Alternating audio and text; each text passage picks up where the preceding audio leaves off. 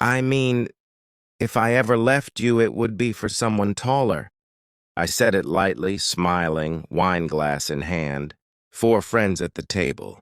Warm lights, soft music. Everyone laughed. Except him. My husband froze. Fork suspended midair. His smile didn't disappear, it hardened. Just slightly, almost invisible. But I saw it. His eyes met mine. Not jealous, not amused. Alert, like I had stepped too close to something real. Careful, he said quietly. Jokes have a way of revealing things. The table chuckled. But something between us shifted. And in that silence, I understood something I hadn't allowed myself to think before. He wasn't afraid of losing me. He was afraid of being exposed. 2 weeks earlier, he had taken a call outside, late, whispering. When he came back in, he kissed my forehead softly, too softly, like I was fragile or temporary. I dismissed it then. Marriage has seasons. Distance happens. But there were other changes. His phone face down. New passwords. Long showers after work. A new cologne. Nothing dramatic. Just adjustments. Careful ones. The joke at dinner wasn't random. It was instinct. And his reaction confirmed what my intuition had been assembling quietly. That night he held me like always, one arm over my waist, breathing steady. I stared at the ceiling, counting the space between us.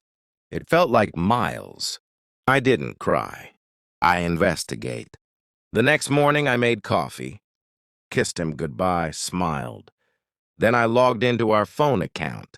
One number appeared repeatedly. Late-night calls. Long durations. I copied it. Waited 3 days.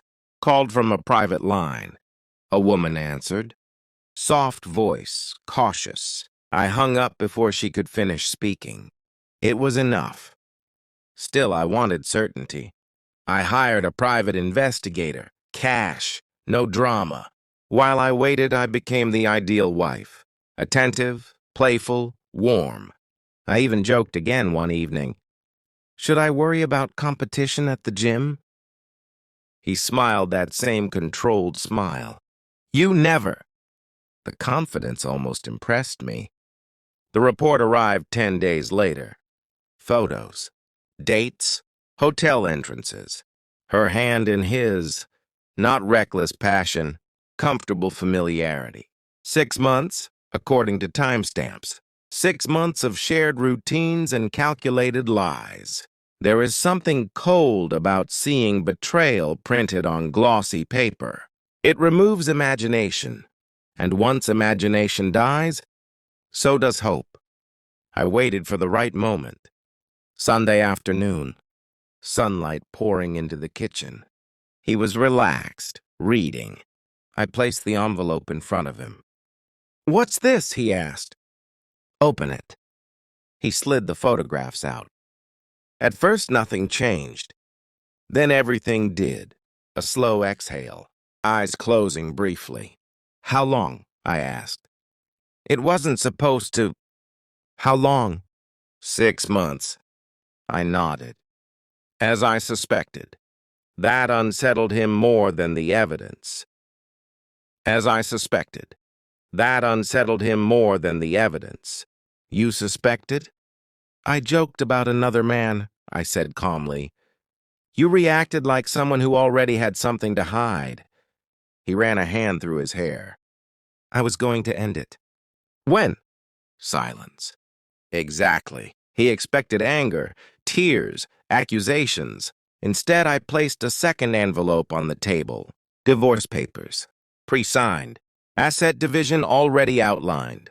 I had transferred my share into a separate account 2 days after receiving the report. He stared at the documents like they were written in another language. You planned this? Yes. You didn't even try to fix it. I studied him carefully. This man who built a second life and still believed he deserved negotiation. I did fix it, I said quietly. I removed myself from it. She meant nothing, he whispered. I almost smiled. No, I replied. She meant everything, because she revealed who you are. That was her purpose. He looked smaller then, not because he was caught, but because he realized I was no longer emotionally available to manipulate. He signed, not dramatically, just defeated, because he understood something in that moment. I wasn't reacting. I was concluding. The house is quiet now, cleaner. His absence doesn't ache. It clarifies. Sometimes I replay that dinner. The joke, the silence, the look in his eyes. I see it clearly now. He wasn't shocked by what I said. He was measuring whether I already knew, and maybe on some level he sensed I would. People like him test limits. People like me observe. I didn't need another man to leave my husband. I only needed truth. He lost me the moment the room went silent. He just didn't know it yet. And by the time he did, I was already gone.